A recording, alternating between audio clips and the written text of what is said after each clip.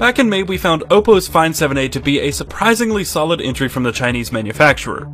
The hardware and design were great, the software wasn't bad, and the performance was fantastic. One phone we didn't expect to be comparing the Find 7a to, however, was one of Apple's new iPhones. But the iPhone 6 Plus is actually very close in size and targets effectively the exact same consumers, those who simply want more out of their phone. How do these phones compare?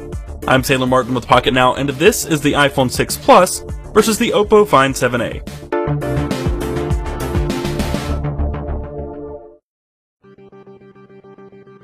First things first, both of these smartphones are very large. Both come with 5.5-inch 1080p IPS LCD panels, meaning they come with the same pixel density, 401 pixels per inch. But we immediately notice that the Find 7a's display is more vibrant and has better contrast, while the iPhone 6 Plus display is noticeably warmer, yet brighter. Both have great side visibility, and we would expect few complaints, if any, from most users. The displays are gorgeous, despite their differences. Although these phones come with the same display size, the iPhone 6 Plus is actually a bit larger than the Find 7a. It weighs just 2 grams more, and it's 5.5mm taller and 2.8mm wider, but it's 2.1mm thinner than the 7a. These size differences are minor, and in the hand, they're nearly indiscernible. But Apple's iPhone 6 Plus feels a little more comfortable to hold, thanks to the rounded edges. The edges of the 7a are much more harsh, but the slightly curved back does help it contour to the palm of your hand.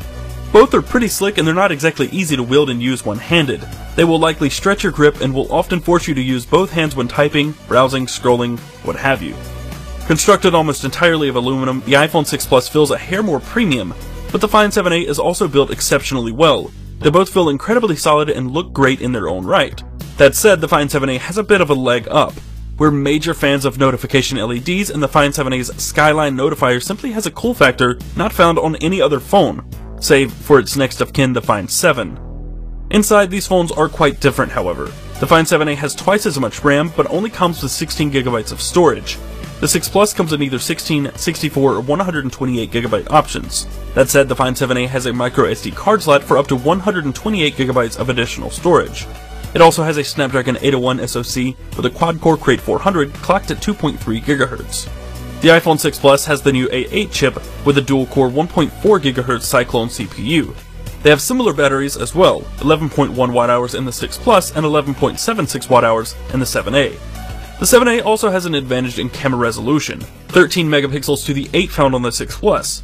Both have NFC, but the iPhone's is locked to Apple Pay. The iPhone comes with Wi-Fi 802.11 AC, but the Find 7a only has BGN, and of course, both also have Bluetooth 4.0. The iPhone also has a fingerprint scanner, the Find 7a does not. When it comes to phones to compare with the iPhone 6 Plus, the Find 7a is about as close as it gets. Frankly, we like the hardware on both handsets.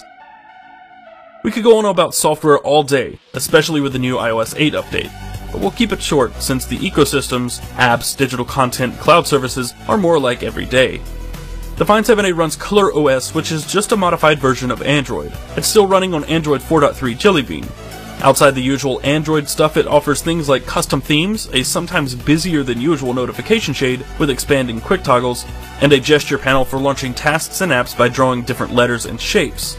Underneath, it's still the same Android we know and love, but the top layer in ColorOS doesn't really do this phone any justice. The feature add-ons aren't that useful, and the number of pre-installed apps is incredibly high. I recently covered all that has changed in iOS 8, and you can find that in a video linked in the description below. But to be frank, the third-party implementations like sharing, aftermarket keyboards, or even the Today widgets aren't nearly as polished as we would have liked or expected from Apple. We've been experiencing bugs and glitches with our iPhone 6 Plus since Friday. Both operating systems fail to really capture what it is to be a so-called phablet, to offer tablet-like features on a smartphone. The iPhone 6 Plus has a few things like reachability and split pane views in some apps, but we'd rather see true split-screen multitasking or something of that sort. Both of these handsets can lay down the performance though. In typical usage, both the iPhone 6 Plus and 7a purr along smoothly. Apps open instantly, scrolling and zooming is buttery smooth, and task switching is a breeze.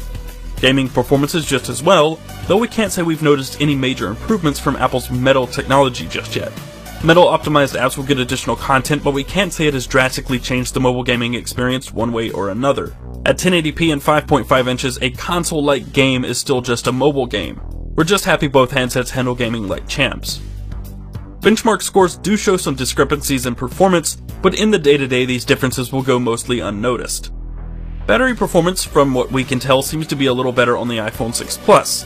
In our time with the Find 7a, we only got average battery life, typically needing to charge once per day. We've been using the iPhone 6 Plus heavily every day and haven't managed to kill it entirely yet. With this phone, you can expect a day and a half to nearly 2 days before needing to charge, though we still charge it every night. The upshot with the Find 7a, however, is rapid charging. It comes with a 4.5 amp power brick that should charge the phone at least 75% in just 30 minutes. So, battery woes be damned. There's no notable difference in speaker quality either, except that the Find 7a is rear-firing and the iPhone's is mounted on the bottom edge. Both positions have their disadvantages. The iPhone's is easily covered and muted by accident, while you'll need to use the old hand cup method on the 7a. The Find 7a's camera was one of the more interesting things we looked at earlier in the year. Not exactly for its reliability or the quality of its standard pictures, but due to its ability to take 50 megapixel images. In short, it's using the shift and add method to stitch 5 13 megapixel images together, and it works surprisingly well. Outside that really neat parlor trick, the Find 7a's camera is mostly hit or miss. It's either really good or really mediocre. The iPhone 6 Plus comes with optical image stabilization, which does seem to help it in low light situations. And despite the iPhone's lower camera resolution, it manages to capture more detail in auto capture mode. Pictures taken with the 6 Plus have better contrast, more natural color reproduction, sharper focus, and a higher dynamic range. We had trouble with the Find 7a locking focus on a subject, and with blurry photos from a shutter delay. Both phones take great pictures, and with a little more work, you can get even better pictures out of the Find 7a with its Ultra HD capture mode. But for general purposes, the iPhone 6 Plus camera is the clear winner. At the end of the day, it's pretty level pegging between both of these phones. They're roughly the same size, both perform exceptionally, battery life is not a problem on either for different reasons, and the differences in what the Google Play Store and Apple's App Store have to offer are increasingly slim. For those who prefer a little more tweaking out of the box, the theme offering in ColorOS might draw you towards the Find 7a. But the more balanced option here is the iPhone 6 Plus. Its camera is more reliable, even if it doesn't take 50 megapixel images, the battery life is better, and the software is less cumbersome. It's simply a more polished product. The only problem is tracking one down. Folks, thanks for watching. If you found this video helpful, go ahead and hit the like button below, and subscribe while you're at it to stay tuned for more iPhone 6 and iPhone 6 Plus coverage over the next few weeks. Find us around the web on Facebook, Twitter, Google+, and Instagram at Pocket Now.